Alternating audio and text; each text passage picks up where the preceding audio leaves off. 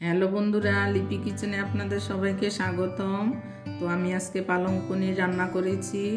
আমার পুরো ভিডিওটা দেখবেন। যদি রান্নাটা ভালো লাগে আমার চ্যানেলটি সাবস্ক্রাইব করবেন এবং শেয়ার করবেন এবং কমেন্টে জানাবেন কেমন হয়েছে। এখানে এক আটি পালং শাক আছে। আমি এটা ভালো করে ধুয়ে কেটে নিয়েছি। আগে ধুয়েছি তারপর কেটেছি, অনেক বালি থাকে, ভালো করে পরিষ্কার করে ধুয়ে নিতে হবে। আমি এখন এটা একটা মিক্সি ব্লেন্ডারে দিয়ে দেব। 3টে কাঁচা লঙ্কা দিয়ে দেব, পেস্ট করে নেব। এখানে আমি 250 গ্রাম পনির নিয়েছি। 250 গ্রাম পনির নিয়েছি, এইভাবে কেটে কেটে নিয়েছি, কেটে ধুয়ে নিয়েছি। এখন তেলে ভেজে নেব।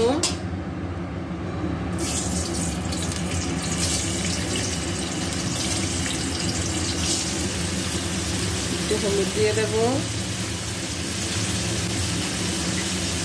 একটু নুন দিয়ে দেব,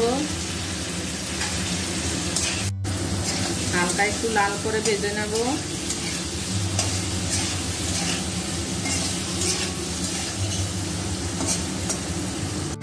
এই যে ভাজাটা হয়ে গেছে, এখন নামিয়ে নেব।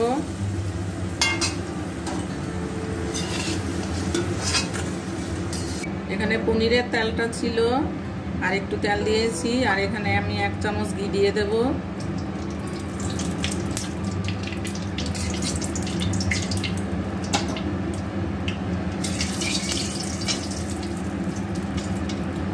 এখানে সাদা জিরা ফোড়ন দেব, 2টো শুকনো লঙ্কা দিলাম, 2টো দারচিনি, 2টো এলাচি,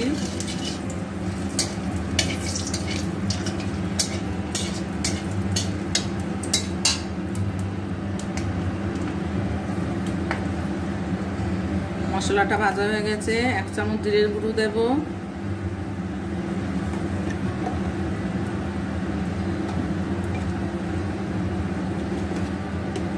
1 চামচ ধনের গুঁড়ো দেব,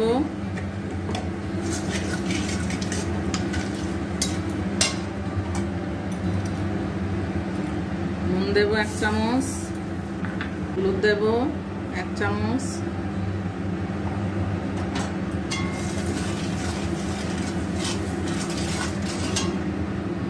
এখন আমি পেস্ট করে রেখেছিলাম পালং শাকটা, সেটা দিয়ে দেব।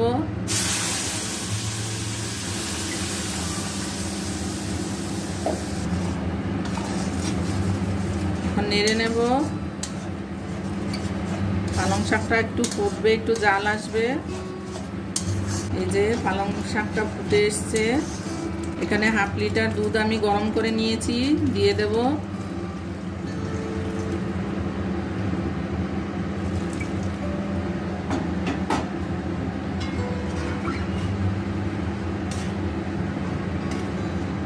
এখন জাল আসবে।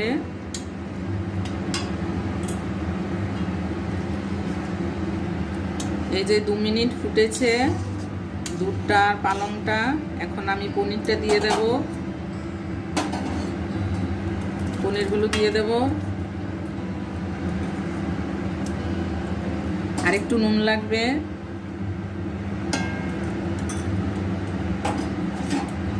মিষ্টিটা পরে দেব। 5 মিনিট রান্না করে নেব ঢাকা দিয়ে।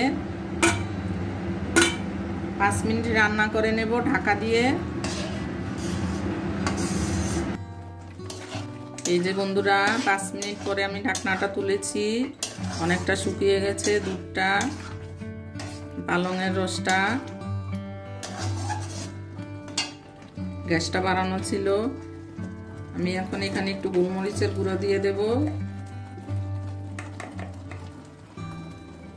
গোলমরিচের গুঁড়ো দিলাম। 1 চামচ চিনি দিয়ে দেব এখানে।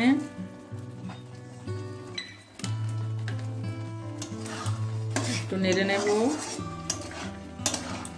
এই যে রান্নাটা হয়ে গেছে পালং পনির। আপনারা বাড়িতে অবশ্যই রান্না করবেন আর আমার পুরো ভিডিওটা দেখবেন। এটা খাওয়া খুবই ভালো, স্বাস্থ্যকর খাবার। বাচ্চারাও খেতে পারে, সবাই খেতে পারে। নিরামিষের দিনও খেতে, লুচি পরোটার সাথেও খাওয়া যায়। ঘরে বানানো ক্ষীর ছিল, আমি এটা এখন একটু ঘষে উপরে দিয়ে দেব।